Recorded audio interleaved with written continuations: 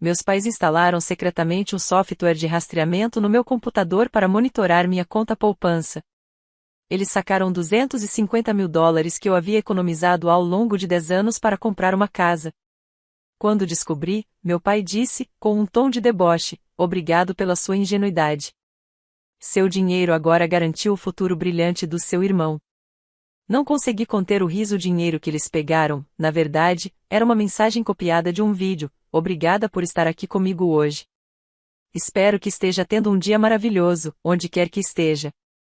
Eu adoraria se você pudesse compartilhar nos comentários de qual cidade ou país está assistindo e que horas são aí. Agora, vamos começar nossa história juntos. O aroma do meu pequeno apartamento costumava ser uma mistura reconfortante, ainda que um tanto comum, de livros antigos de bolso e o leve cheiro metálico do café da madrugada. Por 10 anos, aquele ambiente foi o pano de fundo de um foco singular e inabalável: construir um futuro. Esse futuro estava concentrado em um número, um valor que crescia lentamente na minha conta poupança online. $250.000. $250.000 que eu havia juntado. Centavo por centavo, escolha difícil após escolha difícil. Cada lanche da Lanete comido na minha mesa enquanto os colegas saíam para almoçar.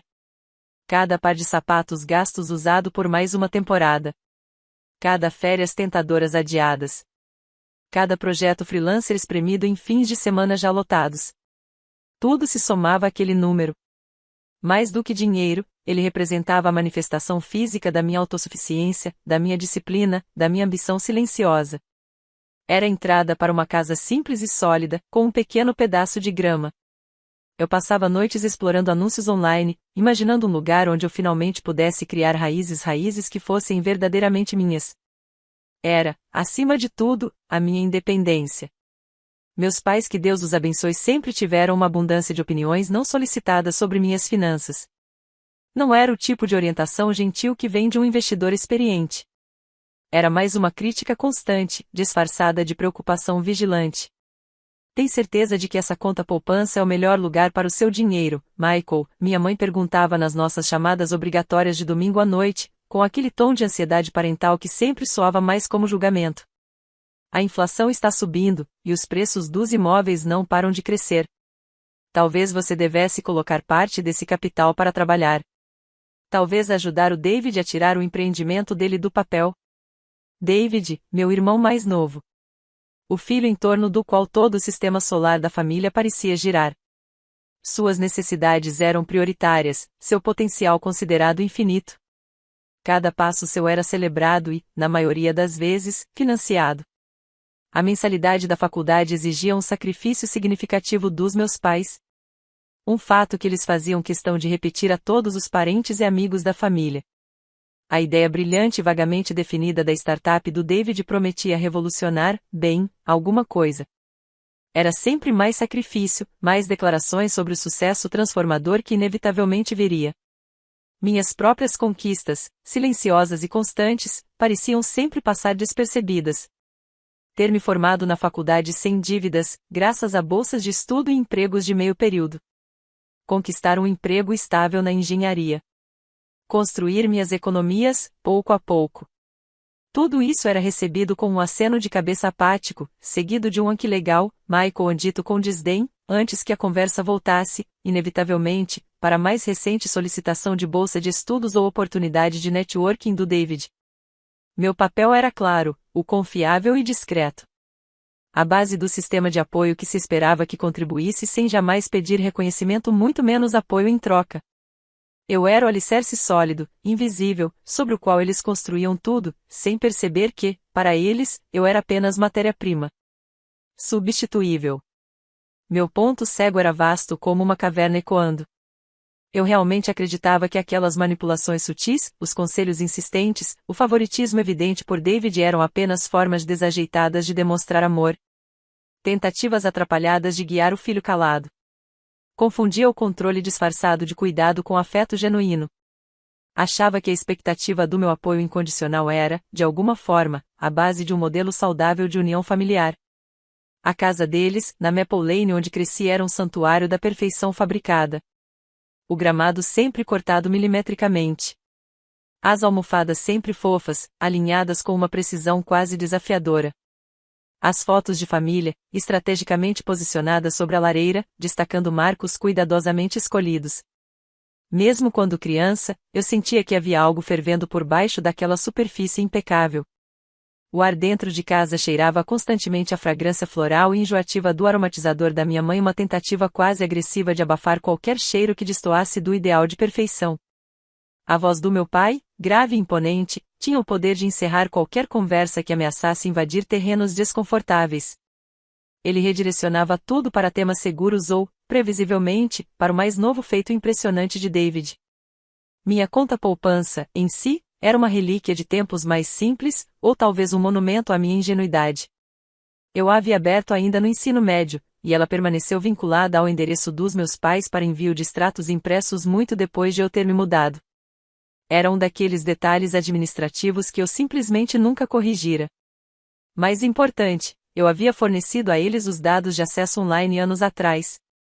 Nem me lembrava mais o motivo exato. Talvez fosse para transferir uma quantia pequena para alguma despesa compartilhada. Talvez apenas tenham insistido em me ajudar a configurar o acesso, e eu aceitei confiando, sem questionar. Foi algo isolado, um momento passageiro de conveniência ou assistência parental que, na época, jamais imaginei que pudesse se tornar uma arma contra mim. Parecia normal. Coisa de família. Família não compartilha? O primeiro sinal, agora que olho para trás, foi tão sutil que mal parecia real. Um fantasma. Meu laptop de trabalho, uma máquina relativamente nova e potente, da qual eu dependia todos os dias, começou a ficar lento. Os programas travavam sem motivo. Arquivos demoravam segundos intermináveis para abrir. As páginas da web giravam eternamente antes de carregar. Era como se o computador arrastasse um peso invisível na lama. Executei varreduras antivírus, desinstalei programas antigos, otimizei o armazenamento, tudo o que sabia fazer. Nada resolvia. O problema persistia, um peso irritante e constante sobre minha produtividade. Era como uma coceira minúscula e incessante, impossível de alcançar. Uma frustração sutil que atribuí, no início, a uma possível falha de hardware prestes a acontecer. Foi então que vieram as perguntas mais afiadas, mais invasivas, embrulhadas no mesmo tom doce e preocupado de sempre. Você ainda está mesmo pensando naquela casa pro ano que vem, Michael? Os preços estão simplesmente absurdos agora. Tem certeza de que suas economias estão acompanhando tudo isso? Talvez você devesse reconsiderar a sua estratégia. A voz da minha mãe, tão suave quanto inquisitiva, era como pequenas agulhas furando minha pele. Durante essas ligações, uma inquietação tomava meu estômago. Era como se eu estivesse sendo observado de perto demais, como se meus planos tivessem se tornado alvo de comentários, avaliações, julgamentos. Tentei ignorar, dizendo a mim mesmo que era só estresse por causa da grande compra que eu estava planejando. Até que, numa noite, enquanto tentava resolver o atraso insuportável do computador, abri o gerenciador de tarefas. Percorri a lista de processos em execução, a maioria era composta por tarefas do sistema e aplicativos familiares. Mas um nome ali me chamou a atenção. Um nome que eu não reconhecia. À primeira vista, parecia inofensivo, uma sequência técnica, genérica. Pesquisei com cautela num segundo dispositivo. E o que encontrei me gelou o sangue. Aquele nome ou variações dele estava comumente associado a software de acesso remoto e monitoramento. Programas usados para registrar pressionamentos de tecla, capturar a tela, acessar arquivos, até ativar webcams e microfones. Por que isso estaria no meu laptop de trabalho? Não me lembrava de ter clicado em links suspeitos. Não havia baixado nada em comum. Mas então um pensamento repulsivo, insidioso, começou a se formar, como uma sombra se arrastando pelas bordas da minha mente. Não. Não podia ser isso. Não eles. Meus pais. As perguntas, o momento, o acesso que eu havia dado a eles anos antes. Tudo começou a se encaixar em uma possibilidade que eu queria desesperadamente rejeitar. Minhas mãos tremiam visivelmente quando, naquela mesma noite, entrei no site do meu banco. O cursor parecia se arrastar pela tela, refletindo o medo que apertava meu peito. A interface familiar carregou. Meus olhos foram direto para o saldo. Eu conhecia aquele número. Tinha visto ele crescer por mais de uma década. Mas não estava lá. O valor era minúsculo. Mal dava para pagar um mês de aluguel. Um som rouco escapou da minha garganta. Cliquei no histórico de transações, rolando com os olhos arregalados e a respiração acelerada. E lá estava claro como o dia, impossível de negar. Uma única transferência de saída. Massiva. Datada da última terça-feira. O valor de $250.000. O mundo pareceu inclinar-se no próprio eixo. Meu peito se apertou não de forma metafórica, mas fisicamente como se um peso esmagador tivesse se acomodado sobre o meu externo. Era como se arame farpado tivesse sido enrolado ao redor dos meus pulmões, tornando cada respiração um esforço irregular, doloroso. Isso não podia ser real. Tinha que ser um erro. Um golpe. Uma falha do sistema. Não eles. Não meus pais. Não a minha família. Aquele dinheiro representava 10 anos da minha vida. Meu futuro. Meu sonho de um lar seguro, meu espaço de independência. E agora ele havia simplesmente desaparecido. No dia seguinte, dirigi até a casa deles na Maple Lane. A viagem foi um borrão. Minha mente girava em espiral, tentando desesperadamente criar um cenário qualquer em que isso não fosse o que claramente parecia ser. A fachada da casa me recebeu com sua perfeição encenada, as roseiras meticulosamente podadas, a entrada de carros recém-pintada. Lá dentro, o ar estava denso, saturado com aquele aroma artificial de ambuquê de primavera, o aromatizador de flores preferido da minha mãe. Agora, não parecia mais acolhedor, parecia sufocante. Um gás doce que deixava um nó na garganta. David estava lá. Espalhado confortavelmente no sofá branco imaculado, digitando no tablet, alheio a tudo. Meus pais se sentaram à minha frente. As expressões inicialmente surpresas com minha chegada inesperada logo deram lugar a uma cautela disfarçada, à medida que seus olhos analisavam meu rosto. Não perdi tempo com cumprimentos. Minha voz saiu fina, dura, mal mais alta que um sussurro. Cada palavra arranhava minha garganta, cortando entre o terror e a descrença. Minhas economias. $250.000. Sumiram. Foram transferidos. A mão da minha mãe voou até a boca, um gesto automático de choque. Oh, Michael, que horror! Você foi hackeado. Será que clicou em algo sem querer? Meu pai se inclinou, com a testa franzida em uma expressão convincente de preocupação. Você está bem? Tem certeza de que leu certo? O extrato pode ser confuso, filho. Tirei o celular do bolso, com os dedos trêmulos, e abri o aplicativo do banco. A tela parecia escorregar das minhas mãos. Mostrei a eles. Estendi o aparelho, com o registro da transação brilhando como uma lâmina.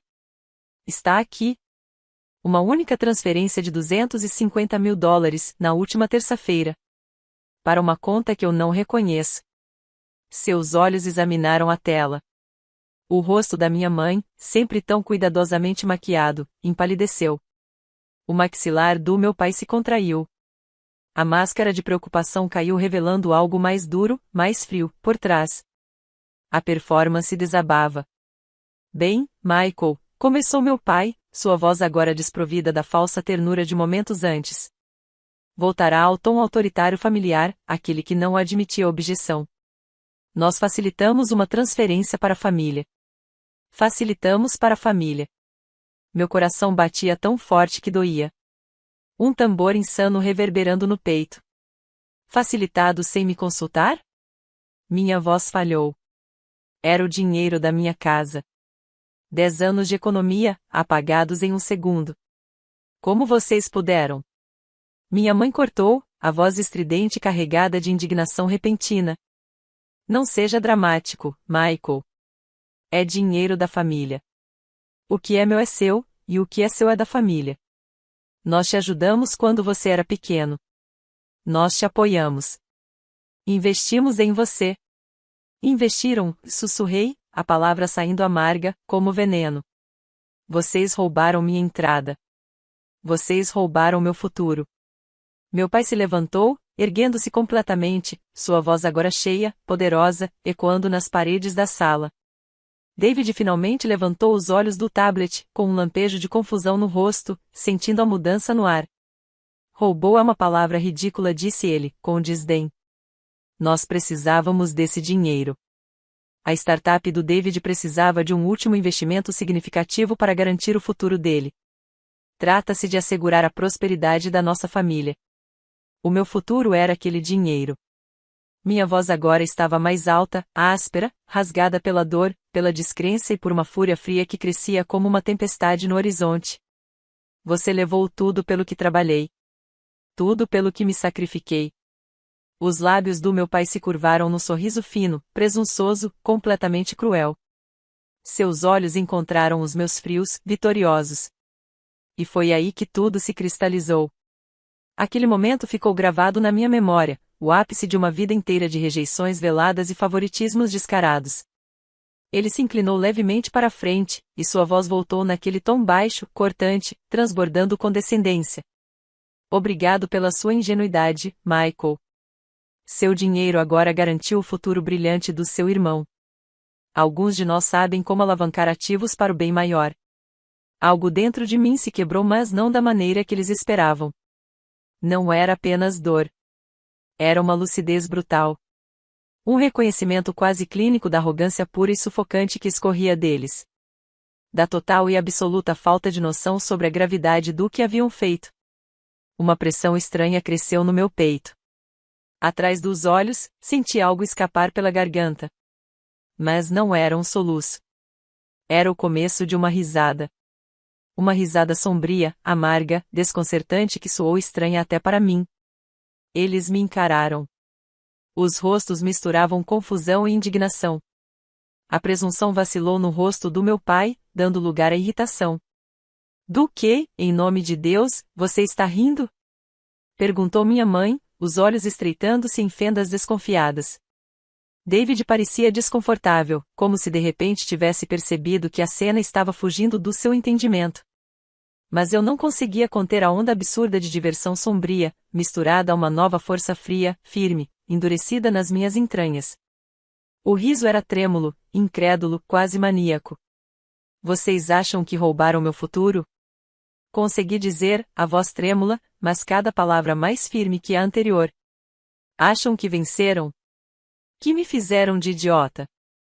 Balancei a cabeça devagar, e o riso virou um sorriso sombrio, imóvel, quase ameaçador no meu rosto. Vocês não fazem ideia. O dinheiro que roubaram não era mais só minhas economias. Ao levá-lo, vocês selaram o próprio destino. Aquele momento foi o ponto de virada. O choque. A dor crua. A sensação de ser completamente despido de tudo. Não me destruiu. Me purificou. Queimou os últimos traços de lealdade cega, de esperança ingênua. Forjou algo novo em mim, sólido, inquebrável. O cadinho da traição. Uma determinação fria e focada tomou o lugar da devastação. Não se tratava apenas de recuperar o dinheiro, embora isso fizesse parte. Tratava-se de justiça. De expor a podridão por trás da fachada perfeita que eles mostravam ao mundo. E de me proteger do que eu agora sabia que eles eram capazes de fazer. Saí daquela casa naquele dia não destruído, mas queimando por dentro com um fogo frio e cristalino. O cheiro enjoativo do aromatizador floral grudava na minha roupa, um lembrete nauseante da artificialidade que eu estava deixando para trás. Voltei para meu apartamento silencioso e vazio. O silêncio, em vez de confortar, apenas amplificava o caos que girava na minha cabeça. Eu não podia continuar ali não com aquele software espreitando nas sombras, talvez ainda ativo, observando cada movimento. Limpei o laptop. Um ato necessário, quase violento. Apaguei tudo, anos de arquivos, memórias, rastros digitais. Cada clique era uma facada, mas também um escudo. Eu precisava garantir que nenhuma outra informação pudesse ser comprometida. Depois, arrumei uma pequena mala e fui para a casa da Emma. Ela morava do outro lado da cidade, propositalmente longe da perfeição sufocante dos subúrbios de Maple Lane. Seu prédio era antigo, com personalidade, meio excêntrico, meio acolhedor. Quando abriu a porta, viu meu rosto, pálido, abatido, os olhos ainda arregalados de puro choque. Não disse nada. Apenas me puxou para um abraço apertado e silencioso. O cheiro da casa dela era diferente. Livros antigos. Café sendo passado. Algo limpo, natural, quase terroso. Um cheiro que falava de vida real, não de fachada. Aquilo sim cheirava a segurança. Comecei a contar tudo. Primeiro em fragmentos hesitantes, as palavras presas, pesadas. Depois, de uma vez só a descoberta do software espião, o dinheiro sumido, a arrogância fria do meu pai, o riso estranho e quase maníaco que escapou de mim. Emma ouviu tudo em silêncio. Sua expressão foi mudando aos poucos da preocupação para a descrença, e então para uma raiva silenciosa, contida, que espelhava a minha. Ah, Mike, ela murmurou, com a voz baixa, firme.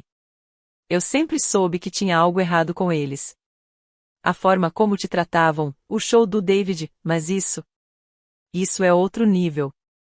A formação dela em segurança cibernética não era apenas um emprego. Era paixão. Era instinto. Ela entendia aquele mundo digital de forma que eu nunca conseguiria. Assim que mencionei o software de rastreamento, ela entendeu tudo.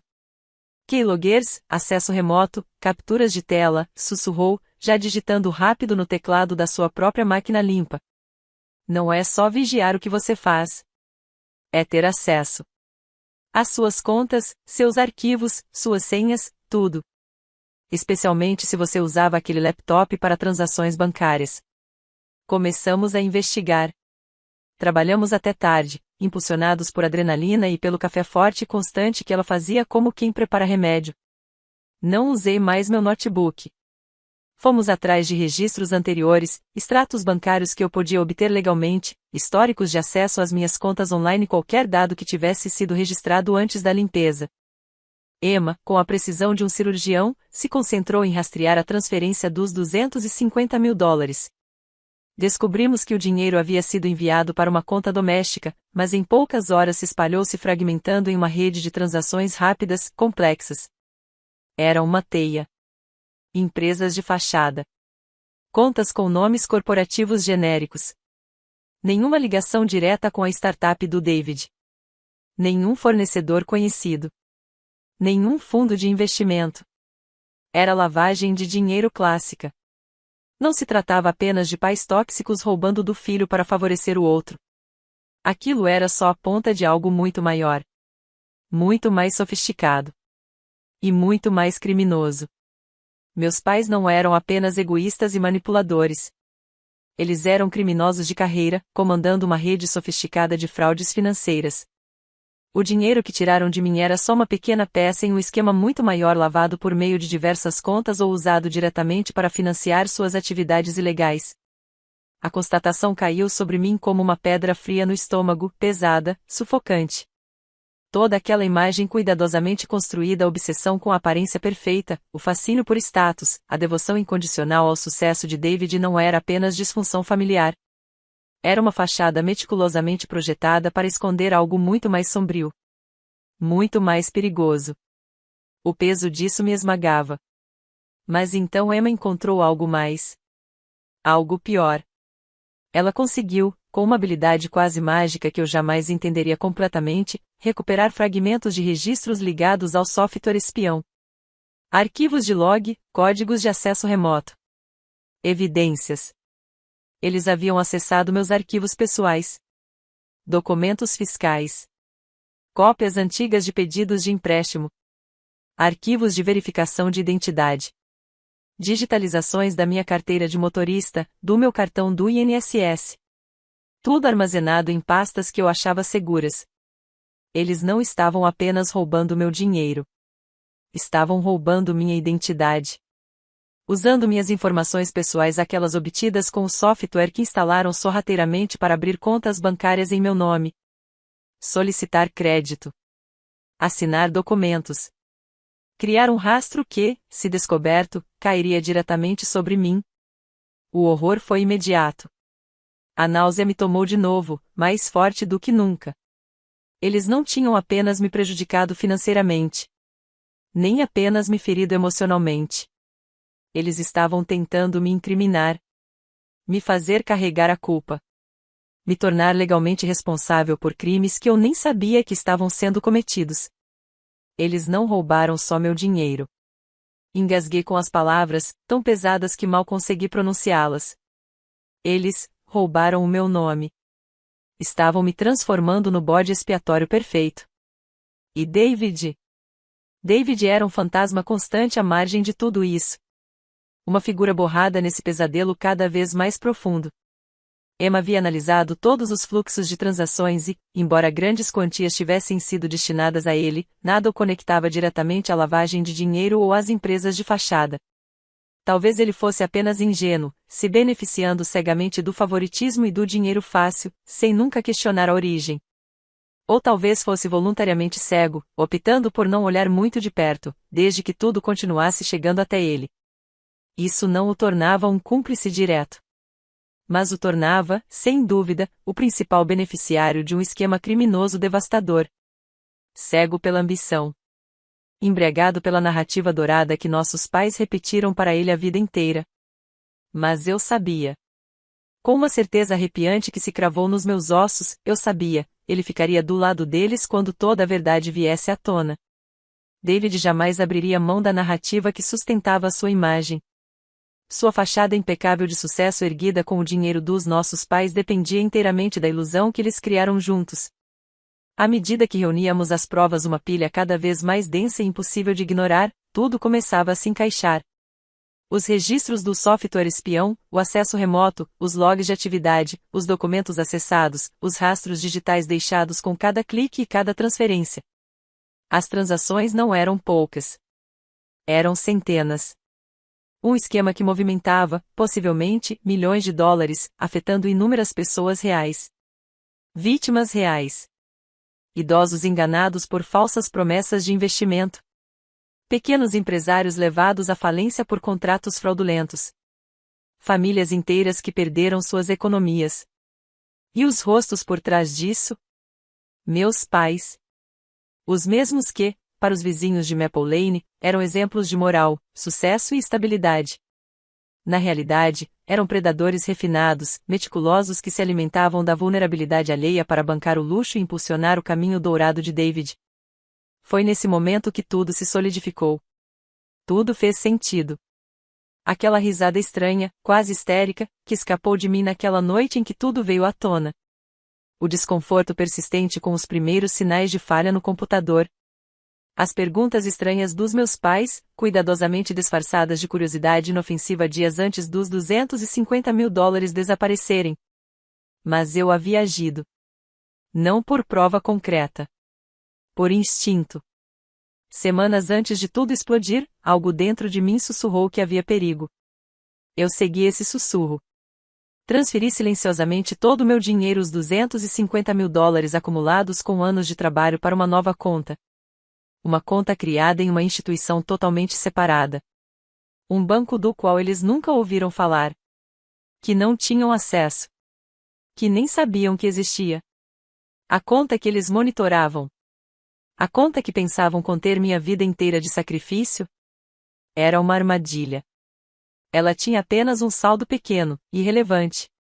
Algumas transferências programadas, automáticas, só o bastante para parecer legítima, ativa. Mas não o bastante para levantar suspeitas ou despertar ganância imediata. E o que eles roubaram? Não foi meu futuro. Não foi meu dinheiro. Foi o deles. Emma rastreou tudo com precisão cirúrgica. A quantia, as datas, os caminhos. O valor que eles roubaram naquele dia era dinheiro que eles mesmos haviam transferido, como parte de sua rede de lavagem de dinheiro, usando minha conta como ponto de passagem. Um disfarce temporário. Uma etapa no esquema. Acharam que estavam sendo espertos. Acharam que estavam limpando o próprio dinheiro sujo usando minha conta como cortina. Mas ao fazerem isso, criaram a trilha perfeita. Deixaram um rastro digital direto das empresas de fachada até minha conta, a conta comprometida, e dali de volta para outras ramificações da rede criminosa. A mesma conta vinculada à identidade que eles estavam roubando. Foi aí que ri. Um riso seco, sombrio, quase eufórico. Eles caíram na própria armadilha. E, sem saber, eu os ajudei a cavar esse buraco armando a linha de evidência que agora ameaçava desmoronar tudo que eles construíram com mentiras. Eles roubaram a própria armadilha, murmurei para Emma. E ela apenas assentiu, os olhos ardendo com a mesma fúria silenciosa que crescia em mim. A constatação foi, ao mesmo tempo, aterrorizante em suas implicações e sombria e profundamente satisfatória. A decisão, agora, não era apenas clara, era inevitável. Aquilo havia ultrapassado todos os limites de um drama familiar. Eu não podia mais lidar com isso sozinha, nem manter tudo restrito à esfera privada. A fraude era vasta demais, o número de possíveis vítimas, grande demais. E, principalmente, o risco de ser legalmente responsabilizada por crimes cometidos em meu nome era real. Muito real. Precisávamos de autoridades. Precisávamos de justiça não só por mim, mas por todas as outras pessoas que eles haviam ferido. Trabalhando noite adentro com Emma, organizamos tudo. Criamos um arquivo cronológico detalhado reunindo as evidências, registros bancários, logs de acesso, IPS que conectavam o uso do software espião com as atividades fraudulentas, capturas de tela da interface do programa, listas de empresas de fachada, indícios de possíveis vítimas identificadas a partir de registros públicos e padrões de golpe. Com discrição, consultamos a advogada que eu havia contatado anteriormente, uma presença externa, objetiva, que confirmou a força das nossas evidências. Foi ela quem nos orientou sobre a melhor forma de abordar as autoridades, garantindo que meu nome, comprometido pela identidade roubada, não fosse erroneamente vinculado aos crimes. Dado o escopo do esquema envolvendo múltiplos estados e, potencialmente, operações internacionais, a jurisdição natural era do FBI.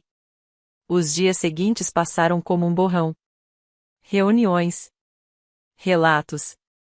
Recontar a dor, uma e outra vez. Apresentar arquivos, conexões técnicas, explicações sobre a dinâmica familiar. Os agentes federais começaram cautelosos como era de se esperar. Mas, conforme Emma desfiava os fios digitais com precisão e eu explicava as origens da conta comprometida e os padrões de comportamento dos meus pais, as expressões neutras deles começaram a mudar. Seriedade. Peso. Gravidade. Eles viram a rede. Viram o lavado de dinheiro. Viram o roubo de identidade. Viram a audácia e a traição. Viram o potencial devastador para centenas de vítimas silenciosas. O clímax não veio com um dramático tribunal hollywoodiano. Veio com a frieza cirúrgica da justiça real. Os agentes se moveram rapidamente, com discrição. Obtiveram mandados, traçaram um plano detalhado, e executaram a operação em uma terça-feira de manhã. O momento exato em que meus pais estariam presentes no prédio comercial insípido no subúrbio, fachada legítima para parte da operação ilegal. Eu não estava lá na hora das prisões.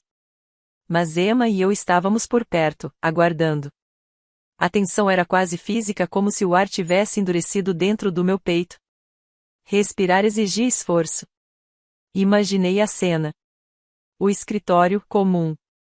A batida inesperada na porta. Agentes federais entrando com os distintivos à mostra. O momento em que o mundo cuidadosamente controlado deles se partiria ao meio. Mais tarde, soube dos detalhes por meio dos arquivos e dos contatos de Emma. A arrogância inicial dos meus pais se dissolveu instantaneamente sob o brilho gelado do escrutínio federal. O rosto do meu pai, antes seguro, ficou branco como papel. Minha mãe quebrou completamente. Gritava negações frenéticas, contraditórias, jogando culpa para todos os lados menos para si mesma. E então, o som. O clique metálico e irrefutável das algemas. Frio. Final. Ecoando naquele silêncio denso e absoluto.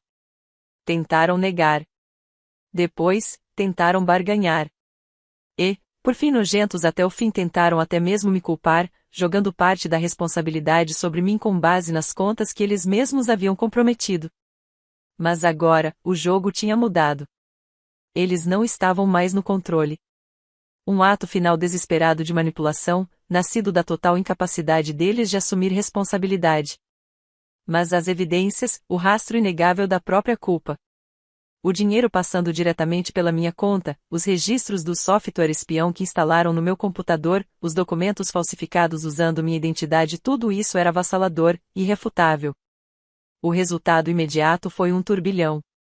As notícias das prisões, inicialmente um simples boletim policial local, se espalharam rapidamente conforme a dimensão da rede de fraude financeira ficava clara, sendo captadas por veículos regionais e até nacionais. Meus pais, que construíram cuidadosamente uma imagem pública de família perfeita em Maple Lane, viraram pó. Os destroços ficaram expostos para todos verem. Então vieram as consequências sociais, uma segunda onda de dor. Telefonemas de parentes confusos, alguns apoiando, mas muitos influenciados por anos acreditando na narrativa que meus pais criaram. Sussurros na comunidade. E David, meu irmão, que havia se beneficiado diretamente dos crimes deles, não reagiu com introspecção, vergonha ou preocupação pelas vítimas, mas com negação furiosa, egoísmo e raiva contra mim. Ele recorreu às redes sociais em busca de vingança, pintando o quadro de uma família estável e respeitável destruída por um filho problemático, ingrato e ciumento, fazendo acusações falsas e maliciosas por puro despeito. Publicou ataques velados, distorceu fatos, usou a mesma linguagem que nossos pais me incutiram a vida inteira que eu era, de alguma forma, menos merecedor, menos capaz e agora até malicioso. Ele está tentando nos destruir? Ele se enfureceu online, tentando mobilizar os poucos simpatizantes que ainda lhe restavam, jogando ainda mais lenha na fogueira da opinião pública. Foi um ato final de traição doloroso, mas, no fim, esclarecedor, confirmando sua completa absorção na dinâmica tóxica da família e sua disposição de proteger seu próprio privilégio a qualquer custo. O processo judicial foi longo, lento e emocionalmente desgastante, repleto de audiências, etapas processuais e, eventualmente, preparação para julgamento ou negociações de confissão. Meus pais, despidos da fachada pública, encarando a dura realidade do sistema judiciário, pareciam mais magros e envelhecidos. Demonstraram pouco remorso em público, ainda tentando justificar suas ações ou minimizar seu envolvimento. Mas as evidências, reunidas com tanto cuidado por Emma e por mim, se mantiveram firmes. Minhas economias reais de $250 mil ficaram seguras e intactas na conta protegida para a qual as transferi. O dinheiro que eles desviaram pela minha conta, o dinheiro ilícito que roubaram, foi confiscado como parte dos bens ligados ao caso de fraude. Trabalhando em estreita colaboração com meu advogado e as autoridades, fornecendo documentos e depoimentos claros, consegui navegar pelas complexidades jurídicas e garantir que meu nome fosse inocentado de qualquer responsabilidade relacionada ao roubo de identidade e à rede de fraudes que tentaram me imputar. Foi um processo lento e difícil para me libertar daquela teia criminosa e tóxica que eles teceram, usando minha vida como fio condutor. Reconquistar minha reputação não foi um anúncio dramático ou um momento único. Mas foi um processo contínuo e deliberado, cooperando plenamente com as autoridades, corrigindo calmamente informações falsas quando confrontada e, por fim, decidindo compartilhar minha verdade para assumir o controle da minha própria narrativa. Meses se transformaram em um ano. O processo judicial chegou ao fim. Meus pais receberam sentenças de prisão significativas, refletindo a escala e o impacto de seus extensos crimes financeiros. A justiça, em sua forma fria e legal, foi feita. Não houve pedidos dramáticos de desculpas no tribunal, nenhum momento de reconciliação, nada que proporcionasse um final hollywoodiano perfeito para décadas de disfunção e traição. Apenas o pronunciamento sombrio das consequências, o limite legal definitivo e final desenhado entre nós. Emma permaneceu uma aliada constante e inabalável, que se tornou mais família para mim do que meus parentes de sangue jamais foram. Nossas conversas nem sempre eram sobre o passado. Falávamos sobre nossas vidas, nossas esperanças, nossas experiências compartilhadas. Sua presença era um conforto silencioso e firme, um lembrete tangível do que é uma conexão saudável e genuína. O passo mais significativo na minha jornada de cura pessoal foi finalmente comprar minha casa. Não foi a primeira que sonhei, aquela para a qual economizei durante aquela década perdida. Mas era minha. Lembro do peso da chave pesada na minha mão. O clique silencioso da fechadura quando abri a porta da frente pela primeira vez sozinha. A casa estava vazia, os cômodos ecoando levemente, uma tela em branco esperando para ser preenchida. Mas não parecia solitária. Parecia cheia de possibilidades, de segurança, de paz. Não havia fotos de família opressivas nas paredes, nem aquela sensação enjoativa e artificial, apenas o cheiro limpo de tinta fresca e a promessa de um futuro que eu construiria em terra firme.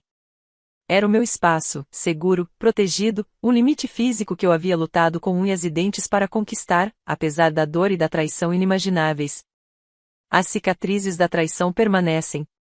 Há uma parte de mim que provavelmente sempre será cautelosa, que sempre verificará os detalhes 2 vezes, que sempre confiará com menos facilidade. A dor do luto pela perda da família que eu pensava ter, mesmo que essa família tenha sido construída sobre uma base de mentiras e manipulação, é uma dor surda que às vezes ressurge, especialmente durante as férias ou ao ver outras pessoas com conexões familiares aparentemente funcionais. Mas isso não me define mais. Os $250 mil eram apenas dinheiro. A liberdade, a autenticidade e a peça única e dura que encontrei não tinham preço. Dinâmicas familiares tóxicas são penetrantes, insidiosas e profundamente prejudiciais. Elas distorcem sua percepção de si mesmo e do mundo, corroem sua autoestima, fazem você questionar sua própria sanidade. Estabelecer limites não é cruel nem desrespeitoso. É um ato essencial de autopreservação, uma declaração de que o seu bem-estar importa. Às vezes, as pessoas que deveriam te amar mais, aquelas que compartilham seu sangue, são justamente as que mais te machucam e de forma mais profunda. Mas descobrir a verdade, não importa o quão dolorosa ou chocante seja, é o primeiro passo absolutamente necessário para a cura e para retomar o controle da sua vida. Defender-se, mesmo quando sua própria família está ativamente tentando te derrubar e manchar seu nome, é um ato de profunda coragem e amor próprio. Construí minha casa, tijolo por tijolo, com anos de sacrifício. Mas construí minha nova vida sobre os alicerces da verdade, do respeito próprio e da coragem de me afastar do que estava me destruindo. Você já teve que fazer uma escolha impossível entre o seu próprio bem-estar e manter um relacionamento com uma família tóxica? O que foi preciso para você finalmente estabelecer um limite que mudou tudo?